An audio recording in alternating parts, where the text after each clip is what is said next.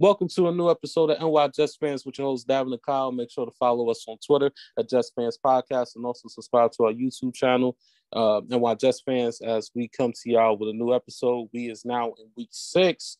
It was a disappointing loss against the Falcons, which we're going to talk about now. But before we do all of that, Kyle, what's going on? How you feeling today? And also how you felt about that game? I said I'm doing all right. I'm saying, yeah, like you said, just disappointed at the performance, this week. Again, I said I'm not quite sure what's going on with with Wilson. Like it to me, it just doesn't seem like I don't understand like some of the fundamental things that's just not showing up on the field, but yeah. and a lot of people want to chalk it up to being a rookie, but like honestly, throwing passes at people's feet 10 yards away with no pressure, that had nothing about doing a rookie. That's just with being fundamentally sound in your I'm saying your form and just how just the, like I said, the fundamentals of quarterbacking them. So that's to me what's the frustrating part about all of this. Yeah, for me, I felt like the second half he actually was comfortable and actually even the boring plays he actually threw them right on the numbers a little bit better. I think my problem is that they cannot find a way to execute in the first quarter. Even the second quarter, it seems like they just have this problem in the first half, and then the second half they want to play comeback kid, and you can't. And it has to stop. So for me, Kyle, it has to stop.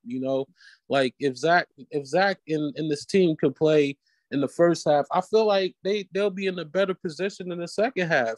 I'm not going to say the team is bad. It's just that they have some issues that they really need to adjust. Yeah, I can definitely see that. People are getting on, trying to get on the defense. They did have a couple of third and longs that they gave up, whatever. But I had mentioned to someone, I was like, these guys defended for that game. It was 75 plays they defended. Like, right. That's a lot of time being on the field for a defense, 75 plays. Yes. Mm-hmm. So and also, Kyle, the first quarter, did how many minutes did the Jets have the ball for? Like what, a minute and a half to 2 minutes, right? It was some ridiculously low number. I think at halftime, they might have had like 6 minutes worth of, or 4 minutes worth of possession, something crazy. So right, that's ridiculous, man. Like to me, we not staying out in the offense. We're not helping that defense, because if the defense is like, all right, like check it, Kyle, like they scored that 3 points, I think, the first possession, right? Even though it shouldn't have been 3 points, which we'll talk about in a minute. But after that, like, if the Jets would have found the way to get that ball up the field, I think it would have been probably a different story. But as us Jets fans, we kind of saw the BS with the which was it, the roughing the passer call on Quincy Williams. That was such BS, Kyle. I don't know what it is about that, but like how you felt when you saw that call? Did you think it was the right call? Absolutely not.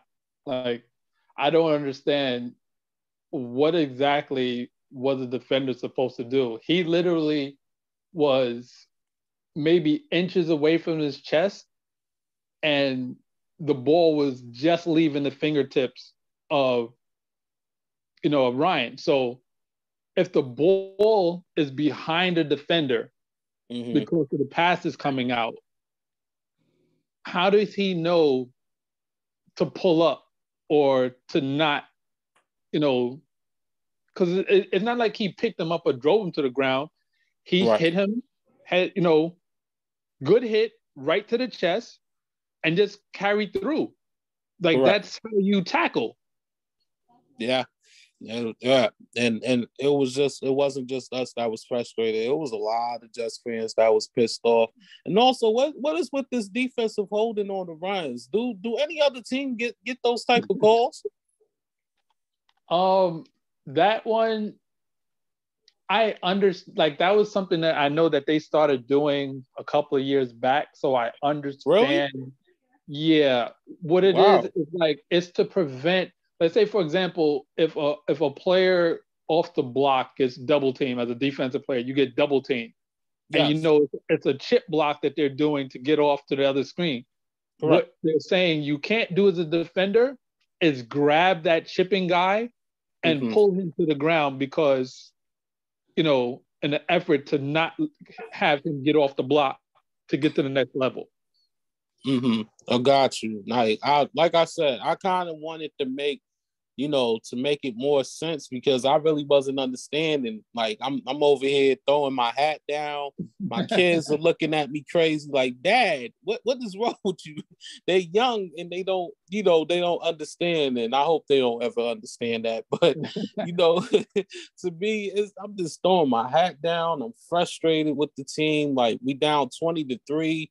Which I felt like was not, I'm not going to say it wasn't a fluke, Matt Ryan, Cordell Patterson, and that damn Pitts. Pitts is a hell of a player, man. They did what they had to do, So it was just like it was a little bit. I was a little bit frustrated, but that second half, we can't keep playing that comeback kid. How you felt about Wilson's performance in that second half? To be quite honest, the second half to me was pretty much key on that drive where we had the great special teams return, right? Yeah. And then after that, what did we do? We ran the ball until we got a touchdown. So that pretty much tells you we're capable of establishing a run. So my thing is we need to do that in the first and second quarters, establish the run, because then that would open up the passing game. I was just looking at a clip where they showed a play action pass with Wilson and Carter, right? Now, I admit Wilson's technique in it was poor because he didn't give the running back a chance to get to him before he was pulling away and rolling out to make the pass. So what happened? That second line of defense, those linebackers, they didn't bite. Why? Because they clearly saw he wasn't getting the ball. And then they backed up into the passing lanes of the other receivers. But it goes back to what I was saying, like when we was at the game. When Ty Johnson is in there, it's a different element because Ty Johnson is a downhill runner. If he hits a gap and you don't meet him at the gap, that's a nice, good head of steam he got up to get to that second level. And chances are, whoever that linebacker is, unless there's some elite level dude, they're going to probably get hit and knocked back a yard or two. You know what I mean? Yeah, I agree with you. You know what I mean? And when you have that type of runner in there, like a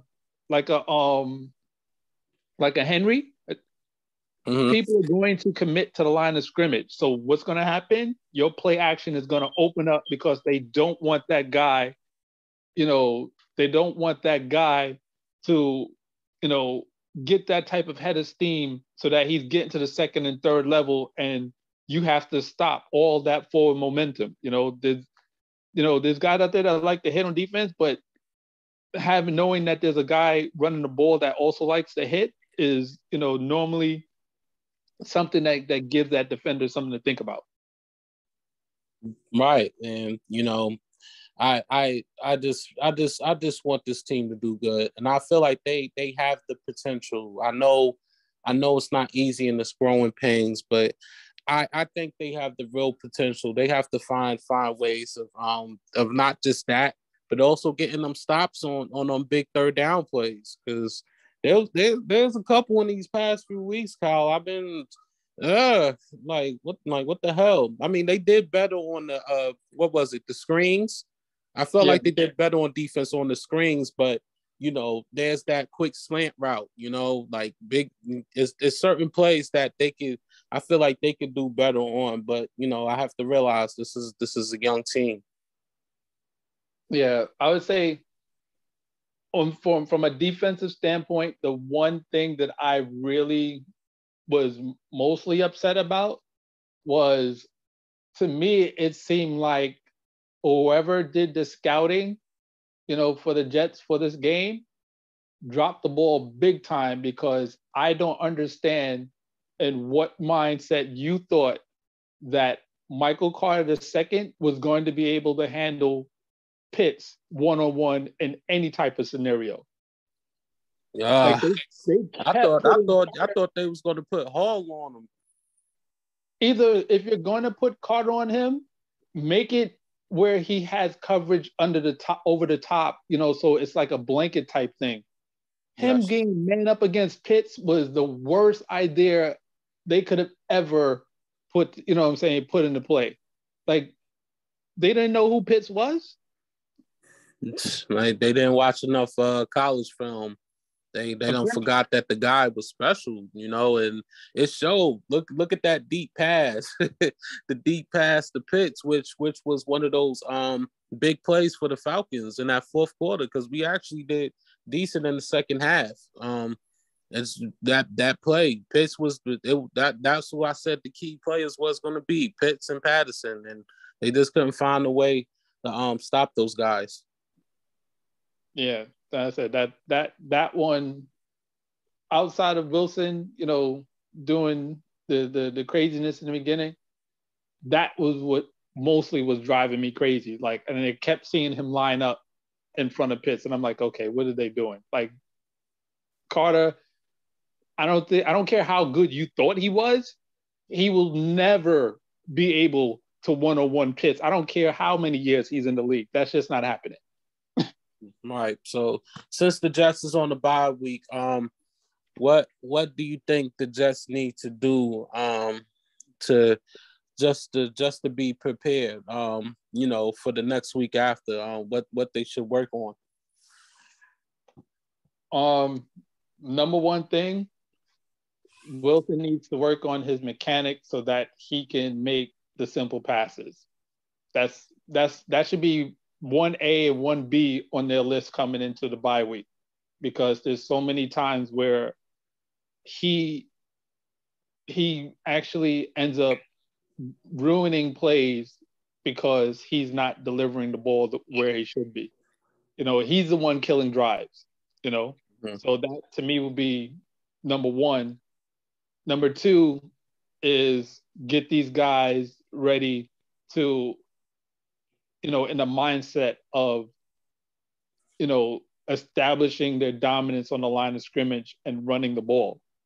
Like, I don't understand why this is such a foreign concept, when you think about, even though Sam Darnold's, he's been throwing really well, but at the end of the day, they've been running the ball, which is helping him be able to get those open receivers, so that's part two, what I'm saying, I think they need to do. And three is, I don't know, maybe just do a little bit more communication on defense, because I think that long play that you was talking about to Pitts, I actually think the coverage was blown, because there was a guy that came from far over the other side of the field to try to come over to make the play. And I'm pretty sure either, he forgot his assignment, or someone else forgot the assignment. He tried to make up for it, but the amount of distance he had to cover to try and, get the Pitts to help out on that play was crazy. So that, I think, needs to, be a little bit better in terms of just communicating, on the defensive side. I definitely agree with you on that one, and hopefully they get better. Like I said, it's growing pains, but some of these games that Jets lost definitely could have been winnable. Could have been a win for the team. So, I'm not going to say it's no love lost. We didn't expect nothing great, but at the same time, hopefully after this bye week they'll show their potential. But we won't talk about that game plan against the Patriots until next week episode. So, let's move along. John Gruden, he retired. Not retired, but he resigned from the he resigned from the Raiders. Um, so basically, it kind of hurts for the Raiders because they gave him that long contract. It's kind of the same like Myers and the Jags, but it's a different situation. Now the NFLPA is petitioning the NFL to release all the emails from Washington football team investigation. How do you feel about all of this that's going on right now? It definitely shows that we're in a new day and age where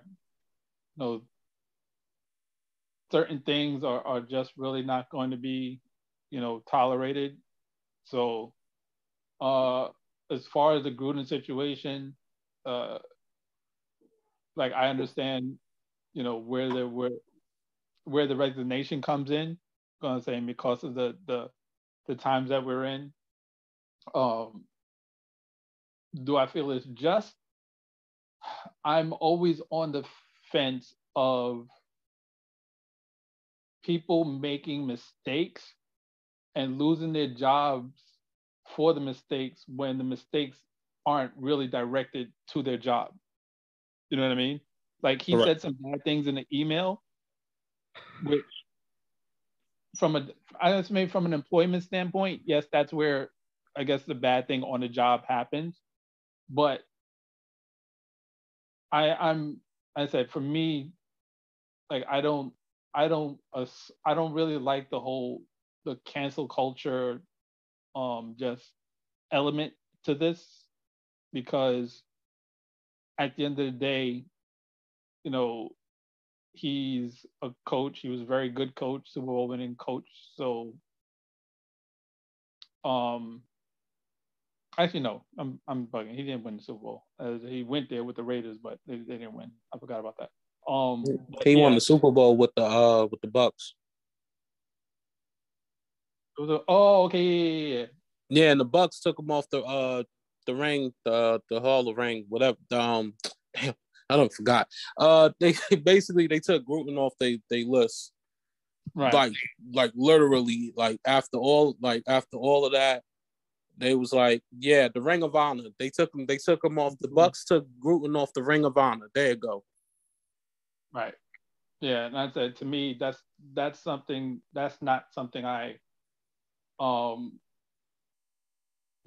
I subscribe to, because like to me that his feelings or whatever, his political feelings or however he feels about people and wants to talk about people, had nothing to do with the hours and hours and hours of dedication that he put to his craft to get to the level that he's at. You know what I mean? Yeah. So that's where I, like I said, I understand, like I said, because today's time, but I'm not in total agreement with in terms of, him not having a job anymore. So just in your opinion, do you think that's the end of John Gruden in his coaching career in the NFL? Probably so. Yeah, that's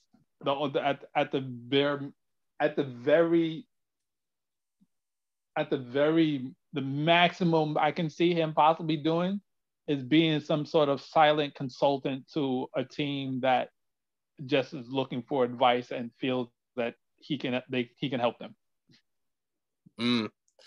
It's very tough, and it's kind of sad, but at the same time, we're at the times where now they find something on you and they'll find a way to get rid of you. So yeah, it's kind of crazy, but nobody didn't expect this to happen. So we'll when we figure out more about John Gruden, we'll definitely let y'all know. But all in all, it's kind of critical. Before we get into our basically week 5 reviews, you got anybody that you got for NFL week 5 player of the week? Yeah, I think at this point, so I hate to say it, but I think it's kind of hard not to give that honor to TB12. Yeah. The guy definitely showed out. Was it 5 touchdowns with 400 yards passing on 70% completion? Like I said, Yeah. and I'm saying the Dolphins defense isn't like some real pushover, defense. You know what I mean? So he really showed out this week. Mine's will be close to TB12, but it will actually be Lamar Jackson for the hell of a comeback. The 442 passing yards, the 4 TDs, 37 out of 43, his best passive performance in his career. You gotta give Lamar Jackson his credit. I can't hate on that, Kyle. The man bust his ass off for that win last night. So yeah, shout out to you, Lamar Jackson, and shout out to you, Mr. Brady, for hell of performances. Let's get into that. Let's get into that recap. Rams beat the Seahawks. It's 26-17. Yeah, that was actually a better game or a closer game than I thought it was going to be, and with hopefully a successful recovery to Russell Wilson, with his injury, but yeah. For the good note from our side, that Seattle Seahawks first round pick is going to look a lot better to us, hopefully with Geno Smith at the helm. So thank you, Jesus. That's the only thing, I see coming out of that. But yeah, hopefully, like I said, hopefully Wilson has a recovery. Yeah. Hopefully he has a speedy recovery. He's supposed to be out 6 weeks minimum. I just think the Rams defense, even before Wilson's injury, the Rams defense was on top of their game, and you got to give credit. Even though they lost last week, the Rams are still finding ways to win games. So you can't they definitely is one of the teams that definitely can go to the Super Bowl this year. So shout out to the Rams for that hell of a win. A shocking overtime win for the Packers against the Bengals, 25-22. Yeah, that one was a a totally unexpected thing, but with all of the field goal issues that was going on in that game, definitely contributed to making that a different type of game. Yeah. You got to give the Bengals credit. They ain't no slouch, and they playing hella games against these teams. Shout out to the Bengals for that tough. They should have won the game, but they didn't get to execute. But yeah, they're a hell of a game. Vikings barely beat the Lions 19-17. Yeah. Yeah, the Lions, they're going to have problems this year. Like serious problems. They're going to have problems this year, and I said, I think I definitely think I picked the Vikings for this one because again, like I didn't see, like, the Lions just aren't good, and them going into a Vikings home game, the way they've been playing, and I just didn't. Yeah, that was just an expected win. It was closer than I expected, though. Yes, agree to it. The Vikings needed that one anyway. So yeah, the Steelers barely beat the Broncos 27-19. Yeah, that one was. I said to me, I thought it would have been a bit of a close game. The Pittsburgh, for whatever reason, just doesn't seem like they have it all together. And though Denver had a decent record, a lot of their wins came against teams that weren't good. So, like I said, that this win, I would say, should have been the outcome of this game. But the way Pittsburgh's been playing, you just never know. But they had a kind of a blowout against the Broncos for a little bit, and Bridgewater was actually coming back. That fourth down play, I don't know why Bridgewater didn't run it to the end zone, knowing that they was going to defend every receiver. But shout out to Bridgewater for a decent comeback, but also shout out to the Steelers for the win because that was a much needed win for them. Buccaneers dominated Dolphins 45-17. Yeah, that was to be expected. Jacoby Brissett, their starting quarterback, is not going to work against that Buccaneers defense. Todd Bowles defense. I figured he was going to give them all sorts of problems. So that score is relevant of that. Yeah. When Buccaneers got all their guys, Mike Evans, that offense is very deadly. Even without Gronk, that just shows you what that offense can really do. And yeah, the Buccaneers did the damn thing. So shout out to them. Saints and Mr. Winston, 4 TDs against Washington, 33-22.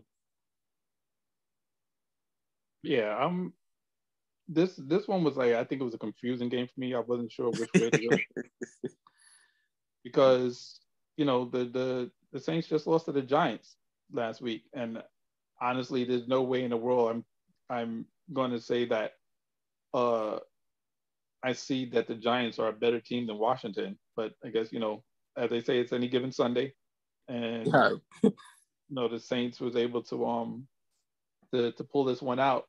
Getting definitely getting Heineke completing less than 50% of his passes and having him throw 2 interceptions. To me, I think that the score only being 11 points doesn't really reflect on his performance. Yeah, I agree with you. But shout out to the Saints for that win. Eagles shocked the Panthers 21-18. Yeah, that was a shocker to me. I didn't think that the Eagles would have been able to do anything really against that Panthers defense, but Mr. Sam Darnold helped them out tremendously with 3 interceptions. So you can't. It's going to be hard for you to win games when your quarterback is turning over the ball that much. Yeah. Sam Darnold was throwing it right to the defenders. I ain't want to bring it up, but I had to bring it up.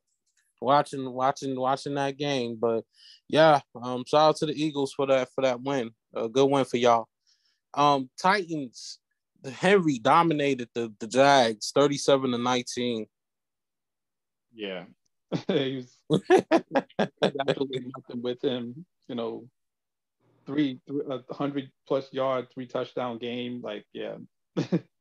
That's right. That's all that needs to be said. But shout out to the Titans getting that win without their wide receivers. Henry holding it down. Patriots barely beat the Texans 25-22. Yeah, that one. I said that was an interesting game. Showing that Mac Jones showing his his leadership ability in this game. he completed again. I said when he's got completed almost 77% of his passes that game. You know what I mean? And they came back in the fourth quarter to win that game. So this definitely shows the caliber of quarterback that he is. Also, Davis Mills actually did decent that game. He actually had a decent game. And he had a very good game. Yes. 300 yards, 3 touchdowns. So yeah, gotta give the kid his credit. You know what I'm saying? Shout out to both rookie quarterbacks for a good performance. Bears beat the Raiders 20-9. And this one I didn't expect, but understanding what was going on with Rudin and company over there, like yeah. it's understandable that they might have had this type of a hiccup, coming into this game, especially against a Bears team that has, a pretty decent defense. So yeah, good one for the Bears overall, even though they lost Justin Fields that game, but good win for the Bears.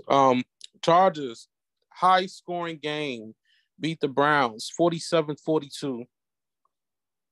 Yeah, this was unexpected. I would have never expected them to put up almost 90 points. I mean, that was definitely a shocker for me. But this just goes to show you the level of talent both teams have on each side.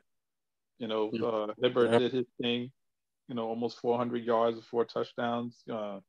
Baker did his thing with 300 yards and 2 touchdowns, and he completed over 70% of his passes. So it's definitely a showcase of the caliber of teams those guys are. Shout out to both teams for a hell of a performances, especially both quarterbacks.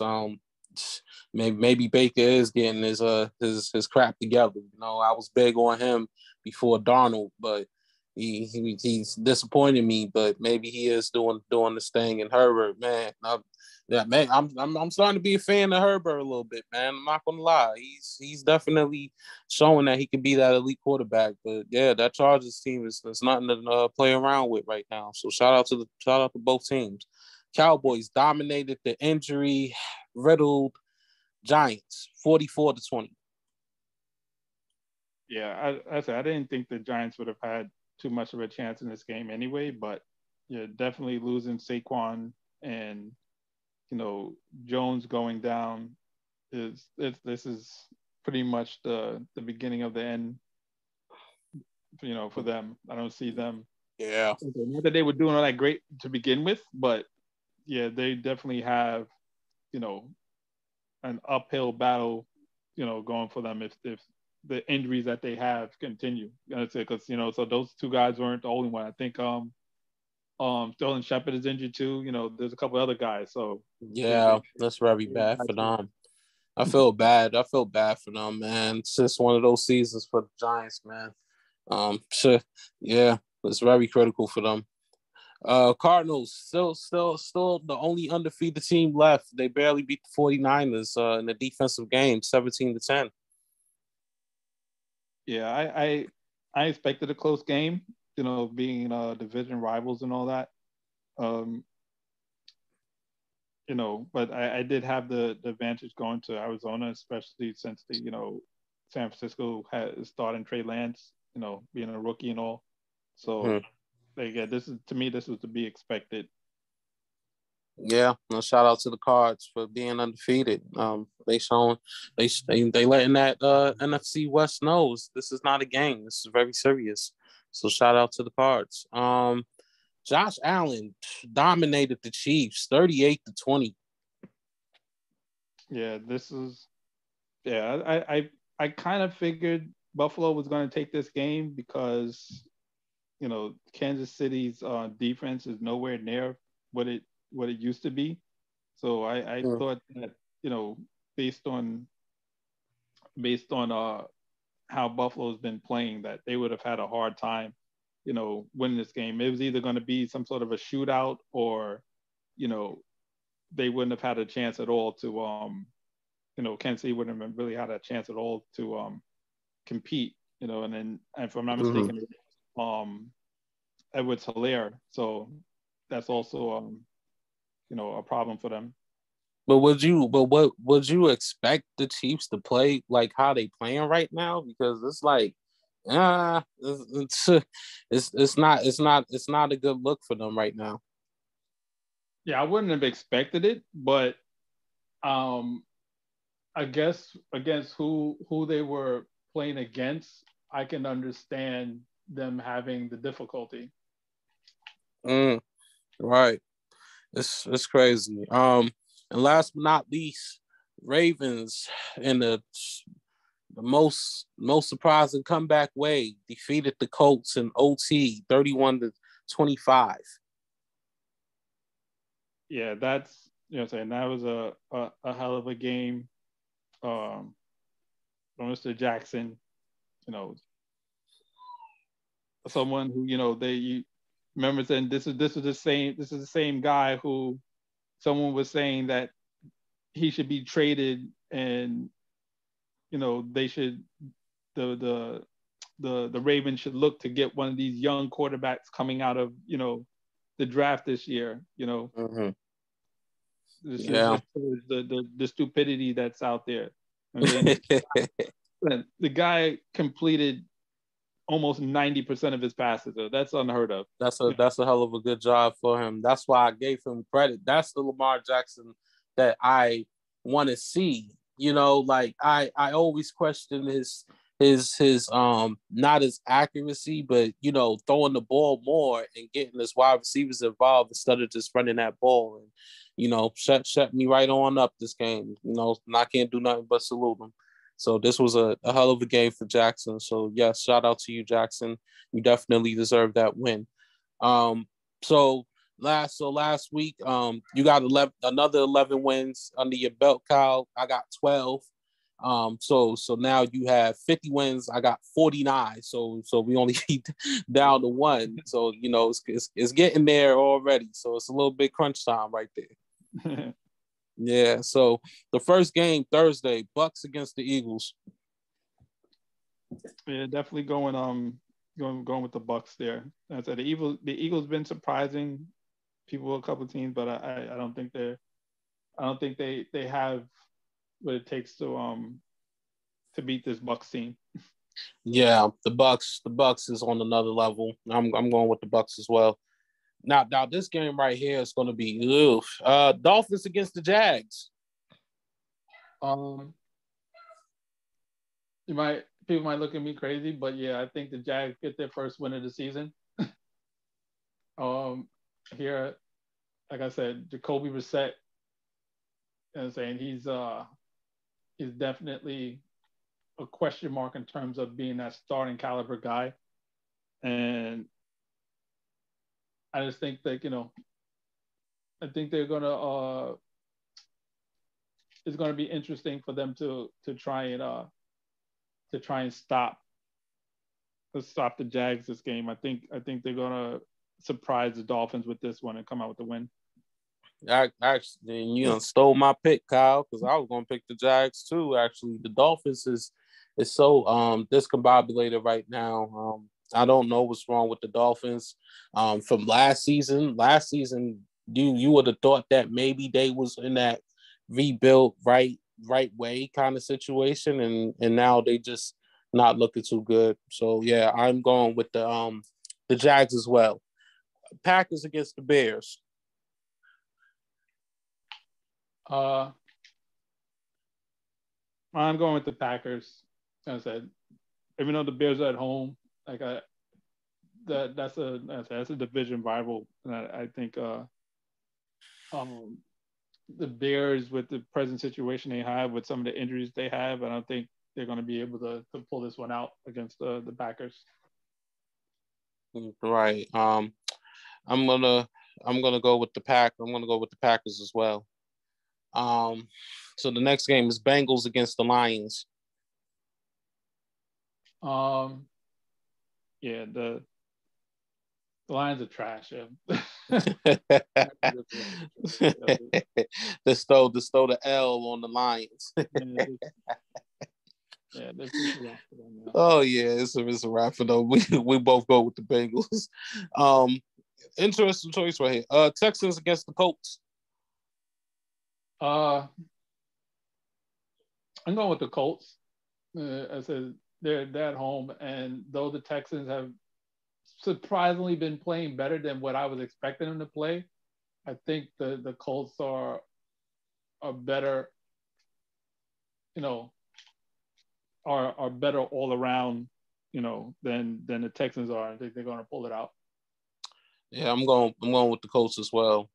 Texans actually is having a better season than what I thought, but at the same time, Wentz has actually been doing a lot better the past few weeks. So I'm going with the Colts. Rams against the Giants. Yeah, Rams. I don't even know why we even say Rams as well. Let's move on. Chiefs versus Washington. I know the Chiefs have been.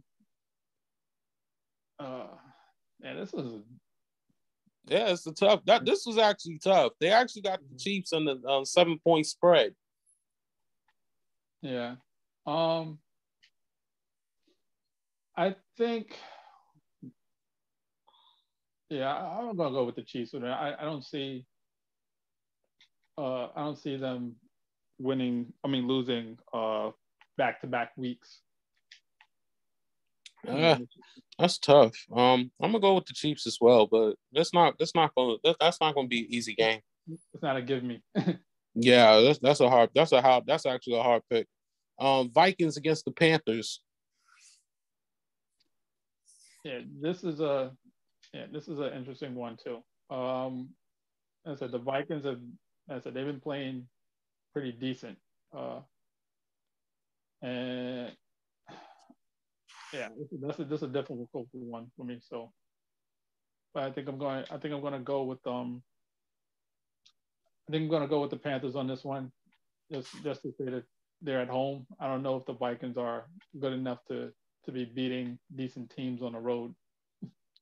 I'm gonna go with the Panthers as well because for what I heard, Christian McCaffrey is it was more than likely is going to play this weekend. Chuba Herbert actually had a decent game. He actually had 101 rushing yards on 24 rushes, which is real decent. But when you got Christian McCaffrey there, it's a problem. That offense is going to be a problem with more. So I'm going to go with the Panthers as well. The game of the week: Chargers versus Ravens. Yeah, that's definitely going to be a game. I think I'm going to go with the Chargers on this one. Like they've been surprisingly better than what I would have expected them to be this going into the season. So I'm gonna ride with them. I'm going with the Chargers as well. It's going to be a very tough game for Lamar Jackson back-to-back weeks, but I'm going with Herbert, man. So Herbert doing the damn thing. So yeah, shout out to Herbert and to you, Jackson. Another good game. Cardinals versus the Browns. Yeah, that's a definitely good one, but I think I'm gonna go with the Cardinals. I think they're all around. They're probably the better team. Like I said, Cleveland's definitely been playing good football, so I think it's going to be a close game. I think this is the first loss the Cardinals is going to take. I'm going to pick the Browns at home. I hate to say that, but I'm actually going to pick the Browns at home this one. This is going to be maybe the first pick. We're going to disagree on this one, but I'll pick the Browns on this one. And I think the Cardinals are going to take their first loss, and it's going to be very tough. But this would be a good win for the Browns if they could take it. Raiders versus Broncos. Yeah, this is an interesting one. As I said, even though I know they have all that stuff going on with Gruden, I think I'm gonna go with the Raiders on this one. I'm gonna go with the Broncos. Bridgewater is actually doing a lot better than what I thought he was going to do. I'm gonna go with the Broncos on this one. It's a tough game though. Cowboys versus the Patriots. Yeah, I'm gonna go with the I'm going with the Cowboys. Their offense is a problem. Like Yes. that they have. So I'm not sure what exactly they're going. New England's going to be able to do with them. I'm going with the Cowboys as well. Dak is going to be the most improved player of the year. You get over 1,000 yards, 13 touchdowns, 3 interceptions. You got Zeke close to 500 rushing yards and 5 TDs. That offense is very hot, and all you need is like a middle to like 20 defense, to get them going with that offense. So the Cowboys is definitely much improved than last year, and they definitely a team that needs to be, watched. So yeah, I'm going with the Cowboys as well. Sunday night game, Seahawks versus Steelers. Yeah, I'm going with the Steelers. I don't know what Yeah, it's Geno, man. I don't trust him. Steelers, please win the game. Just win the game, and please just let Geno f up. That's all I ask for. We all us Jets fans just want y'all to win, so we could get at least if we could get a top 10 or 15 pick from the Seahawks after this season, Kyle, I feel like we won. Yeah, definitely.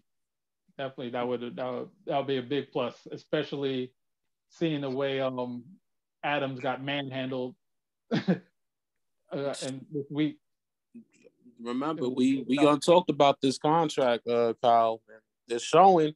It's showing. It's showing. We're not gonna talk too much about it, but it's showing. But while Russell Wilson is gone, the next games are the Steelers, Saints, Jags, Packers, Cardinals, Washington football team. Yeah, they're definitely gonna have their work cut out for them. Yes, they definitely do. So yeah, I'm hoping for all 6 losses. I'm not gonna lie to you. Absolutely. Yeah, I'm hoping for all 6 of them, but we'll see. But yeah, we both choosing the Steelers, and one more good game. Monday night, Bills versus Titans. Yeah, if the Titans don't get back any of their guys, I don't see them beating the Bills. Apparently, if I'm not mistaken, that secondary, in the Bills, they might have given up. I think they said they're giving up maybe like 1 touchdown this year. Wow. So, yeah, that secondary has been playing really well. So yeah, I'm gonna go with the Bills on that one. This is very tough for me because it's that's tough. Wow. I'm gonna pick the Bills. This is that, and it's not going to be easy because all you gotta do really is stop Henry. Even if AJ Brown or Julio was to come back, it's that the Bills defense is just too much, and Josh Allen is still being a hell of a quarterback that he is. So you gotta give credit when credit is due, but it will be a close game. But other than that, that's it for our podcast. Make sure to follow us on Twitter at Jets Fans Podcast. Also for Jets fans only, if y'all want to join our Facebook group, it's NY. You can search NY Jets Fans, and myself or Kyle will welcome. We'll add you, and we welcome you with open arms. But give us some feedback. Whatever. You can send us an email at nyjetsfanspodcast1@gmail.com. As always, we do this for y'all every week. Until next week, we take a flight.